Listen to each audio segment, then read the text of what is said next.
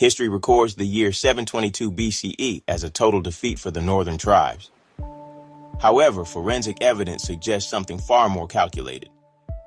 Sargon's own records show that 27,000 people did not simply disappear into exile.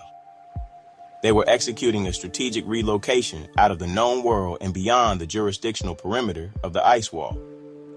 Tonight, we audit the receipts that history tried to bury. 2 Kings 17 verse 6 documents the move into Assyria. But the Arzareth protocol, as noted in 2 Esdras, reveals the hidden destination. This wasn't a tragedy. It was a high-level strategic relocation out of the Babylonian simulation and into the only machine that does not negotiate with the Matrix. Tonight, we aren't just reading scripture. We are verifying a jurisdictional divorce. We are decoding the literal architecture of the ice wall and the portal Yahuwah opened to exit the firmament to the outer lands. But here's the catch. You can't just walk through a gate that's guarded by a frequency filter. You need the forensic chain of custody. To understand why Esdras was given the literal coordinates to the outer lands, we have to verify his forensic chain of custody. Esdras wasn't just a scribe, he was a high-level operative with a specific genetic clearance. But understanding the exit protocol requires more than just reading the text. It requires a visual audit of the mechanics. Check out this breakdown of the data points that prove this relocation was not a migration to a known land, but a land beyond the ice wall. In the year 722 BCE, an entire civilization evaporated. The 10 northern tribes of Yasharal were taken into captivity by the Assyrians, and then they vanished from the record. Mainstream history treats this as an assimilation, but the second Esdras identifies it as a strategic relocation. They weren't lost. They initiated a jurisdictional divorce from the Babylonian system. Thousands of people, including livestock and infrastructure, do not disappear from a map without leaving a trace. For a population of that scale to remain undetected for millennia, they would have to settle somewhere that the map simply doesn't cover. Tracking them requires treating these ancient scrolls as a cryptographic map. These are navigational receipts that detail a specific physical trajectory out of our known geography. Many historians believe the northern tribes migrated to the Americas or the Philippines. In 2nd Esdras verse 13, the text contains a strict legal requirement. It says, "The tribes sought a land where never mankind dwelt." They were looking for a pristine environment to keep their statutes. Forensic evidence in the Americas contradicts this. Ancient civilizations like the Olmecs and the Maya had established footprints across the continent long before 722 BCE. The Americas were already occupied. Then there is the logistical math. A maritime voyage from the Middle East to the Americas takes 4 to 6 months. Yet Esdras records a journey of a year and a half. A land migration lasting 18 months for millions of people is impossible within the 6-continent model. To walk for that length of time, the tribes had to exit the inner matrix entirely and enter the outer lands to find a space where they could observe their statutes away from heathen influence. The tribes took counsel to leave the multitude behind. They were seeking a clean room beyond the reach of Babylonian laws. The journey began at the Euphrates. Ancient records state that the Most High stayed the springs of the river to allow the multitude to cross. This wasn't merely a river crossing, it was a transition of state. By staying the flood, our Father lowered the firmament barrier that confines the amnesia of the inner world of our realm, allowing the tribes to pass beyond the ice wall. The Book of Hanach provides the physical mechanics for this. He describes the pillars of the heaven and the cornerstone of the earth, located at the extreme ends of the world. Hanach was describing the Antarctic Ice Wall, the physical boundary where the firmament rests.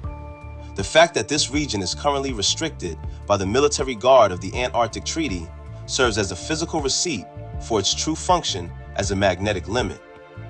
Passing this barrier allowed the tribes to fully exit the Babylonian system and enter the jurisdiction of the north, a land currently off map for the rest of humanity. The tribes navigated the outer ring of this realm via the 12 portals described in Hanach 33. This outer terrain is where the stars come forth. Away from the distorted maps of the inner continents, they call this land Arzareth. In Hebrew, this is Eretz Aheret, meaning another land. Arzareth is a physical sanctuary. It is the wilderness of the people, where the 10 tribes have been preserved, sitting off-grid and away from the corruption of the matrix for over 2,000 years. This land operates under a different construct of time. It is governed by a pure 364-day Zadokite solar engine, completely shielded from the time manipulation of the Babylonian lunar calendar. This preserved multitude is currently waiting in the north. They have remained in this neutral ground while the scattered seed in the inner world finishes its cycle of punishment.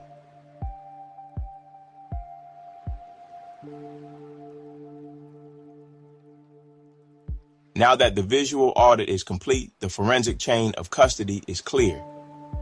These receipts prove we are looking at a relocation that defies standard geography. Look at the primary evidence in 2 Esdras 13 verse 40. The text is clear. Those are the 10 tribes which were carried away prisoners out of their own land. And he carried them over the waters, and so came they into another land. But don't miss the forensic shift. Verse 45 reveals the another land wasn't just a short destination. It was a 1.5 year navigation beyond the known map.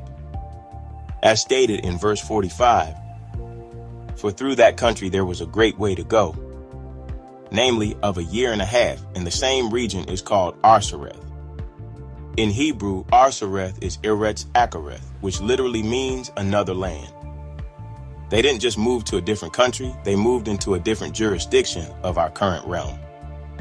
They sought the true Eretz Aheret, the Arzareth of 2 Esdras 13:45. When we read of the Euphrates in 2 Esdras 13:43 and 44, we are reading about the first portal. The text says they entered the narrow passages of the river. In forensic terms, these are the constriction of frequency, the eye of the needle where the magnetic fields of the inner disk are compressed. The Most High then held still the flood. He did not just stop water, he hacked the physics of the simulation. By staying the springs, our Father suspended the frequency amnesia of the firmament's barrier, allowing the tribes to slip through a localized thinning of the matrix. They crossed the event horizon into the outer lands. This explains the 1.5-year journey. You cannot walk for 18 months on a globe without hitting an ocean. But if you have crossed the event horizon, you are navigating the terra extracosmica. The ends of the earth are not a metaphor. Hanok 18 documents the physical coordinates where the inner simulation meets the structural boundary of the firmament. This is the Antarctic Ice Wall, the Great Fence. It is the jurisdictional perimeter of our realm. This is why simulation security, the Antarctic Treaty, is guarded by the military. They are guarding the exit door. While the Father opens the door of fire for the remnant, notice the Babylonian alien counterfeit. So for many decades, the CIA ran something called Operation Stargate. Okay? And Operation Stargate was to see if it's possible for people to have telepathy and telekinesis. Okay? Telepathy means you're able to remote view. You're able to travel long distances, maybe to the moon, and see what's in the moon, okay? And telekinesis just basically means you're able to move things at a distance, okay? You're able to control energy patterns from afar. And so this is called Operation Stargate. But why would you call it Stargate? And the answer is because in theory, if you're able to move your consciousness somewhere else, you're able to move the energy from a distance, you're also able to transport yourself to another dimension. And not only that, but you're also able to bring in other beings from other dimensions into you. So you become the Stargate, okay? That's the CIA. And this is something that's been declassified. So this is an official CIA document saying they've been working on this for like decades. Also, what's interesting is you have a movie called Stargate. And it was about an interdimensional Stargate that allow you to access different dimensions. Okay? So that's what Stargate is. If you actually study the occult, that's what Stargate is.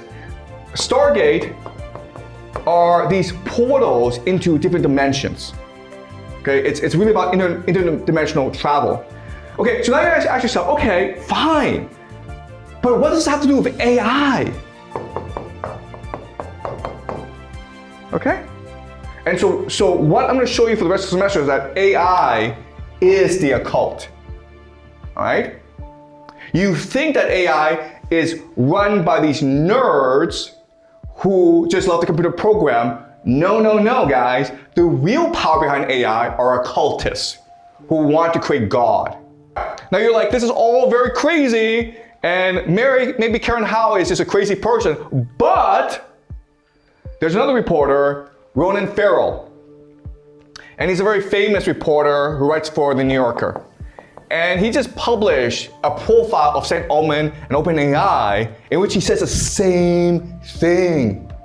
Okay? All right, so can you read this, Alan? In May, the administration reinstated Biden's export restriction on AI technology. Altman and Trump traveled to the Saudi royal court to meet with bin Salman. Around the same time, the Saudis advertised the launch of a giant state-backed AI firm in the kingdom, with billions to spend on international partnerships. About a week later, Altman laid out a plan for Stargate to expand into the UAE. The company plans to build a data center campus in Abu Dhabi, which is 7 times larger than Central Park and consumes roughly as much electrical power as the city of Miami. The truth of this is, we're building portals from which we're genuinely summoning aliens. Oh my God, okay? It's a Stargate. These data centers, OpenAI, AI, it's designed to summon demons and aliens from the other dimensions. Okay, keep on going. A former OpenAI executive said the portals currently exist in the United States and China. I told you guys, China and the United States are working together on this, okay? Keep on going. And Sam has added one in the Middle East. He went on, I think it's just like widely important to get how scary that should be. It's the most reckless things that has been done. Okay, this is it, okay? This is not a science project, guys. It's an occult project. It's designed to bring aliens, demons, into this world. And then you're like, this makes no sense. Actually, it does make sense, okay? In January 2025, at the White House, the Stargate project was officially declassified. A $500 billion joint venture between Microsoft, OpenAI, and SoftBank. They claim it's for AGI, but forensic auditors look at the energy signature. This AI superfactory in Abilene, Texas, is designed to pull 10 gigawatts of power. That isn't for processing text. That is the energy required to tear a localized portal to another realm. The daughter of Babylon is trying to summon aliens through a Stargate. They are attempting a reverse-engineered legal hijack of the firmament. They are trying to simulate the gate through artificial intelligence, but they have a fatal flaw.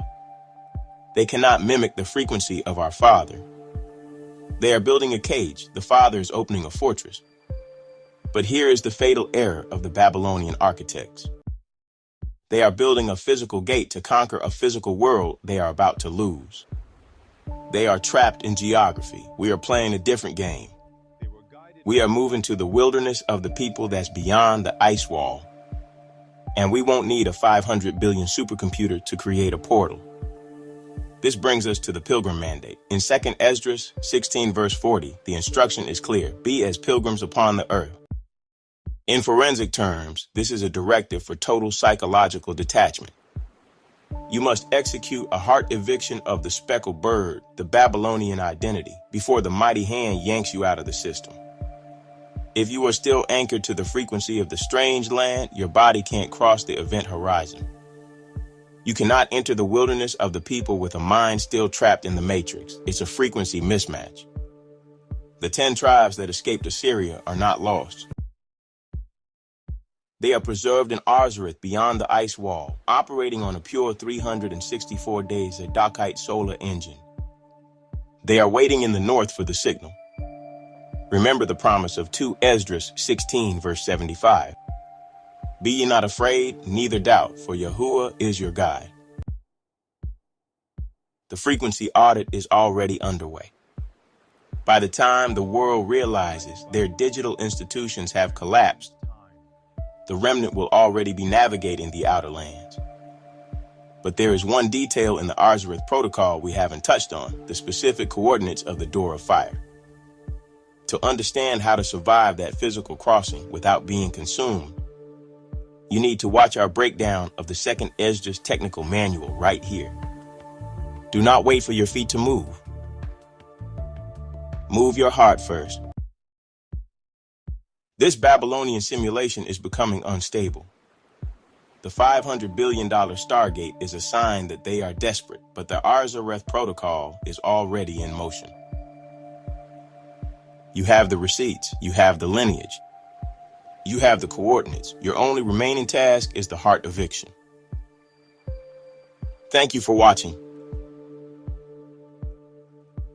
Hallelujah.